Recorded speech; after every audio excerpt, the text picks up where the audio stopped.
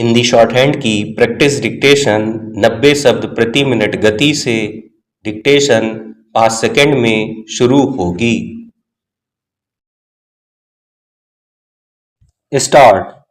आज जब भारत विश्व की चौथी सबसे बड़ी अर्थव्यवस्था बन चुका है तो इन चमकदार आंकड़ों के समांतर खड़ा आर्थिक असमानता का सच चिंताजनक है। यह एक गहरा विरोधाभास है कि जहां एक तरफ वैश्विक स्तर पर भारत की साख बढ़ रही है तो दूसरी तरफ देश के भीतर अमीर और गरीब के बीच की खाई ऐतिहासिक रूप से चौड़ी हो गई है। विकास का मूल्यांकन केवल जीडीपी की वृद्धि दर से करना बेमानी है, क्योंकि यह आंकड़ा संपत्ति के वितरण की नहीं बल्कि औसत आय की तस्वीर पेश करता है। जमीनी सच्चाई यह है कि देश की बढ़ती संपदा का एक बड़ा हिस्सा मुट्ठी भर अति धनाढ्यों की तिजोरियों में जा रहा है, जबकि श्रम शक्ति का एक विशाल वर्ग आज भी जीवन की मूलभूत आवश्यकताओं के लिए संघर्षरत है। यह असमानता केवल एक आर्थिक आंकड़ा नहीं बल्कि उस समावेशी विकास के दावों पर एक गंभीर सवाल है जो हमारे लोकतंत्र का आधार है। इस असमानता का सबसे भयानक रूप हमें कोविड महामारी के बाद के समय में देखने को मिला। वह एक ऐसा दौर था जब पूरी दुनिया रुक गई थी, लेकिन संपत्ति का खेल नहीं रुका। एक तरफ लाखों मध्य और निम्न वर्गीय परिवारों की जमा पूंजी इलाज, प्राणवायु और बेरोजगारी की भेंट चढ़ गई।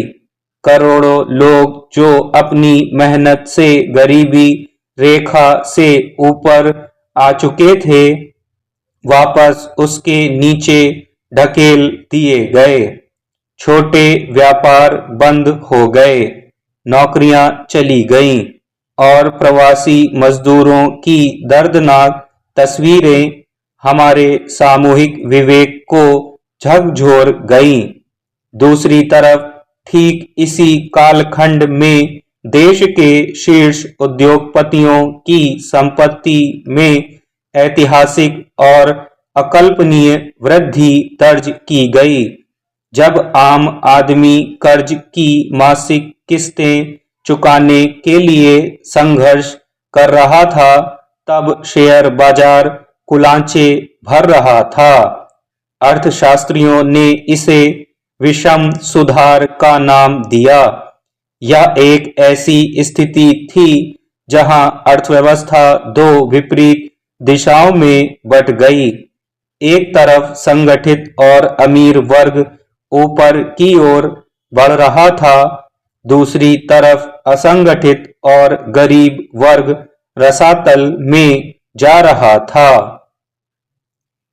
जब एक आम आदमी महंगाई की मार से त्रस्त होकर अपनी थाली से सब्जियां और दाल कम करने पर मजबूर होता है और उसी वक्त देश में महंगी गाड़ियों तथा विलासिता की वस्तुओं की बिक्री के नए कीर्तिमान बनते हैं, तो यह समझ लेना चाहिए कि समाज का संतुलन बिगड़ चुका है।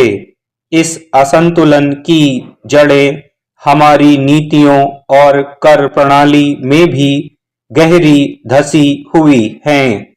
पिछले कुछ दशकों में उदारीकरण के नाम पर हमने जिस पूंजीवादी ढांचे को अपनाया, उसका मूल मंत्र था रिसाव का सिद्धांत।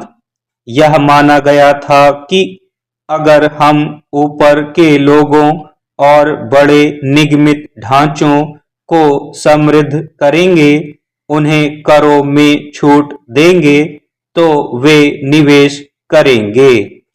स्टॉप।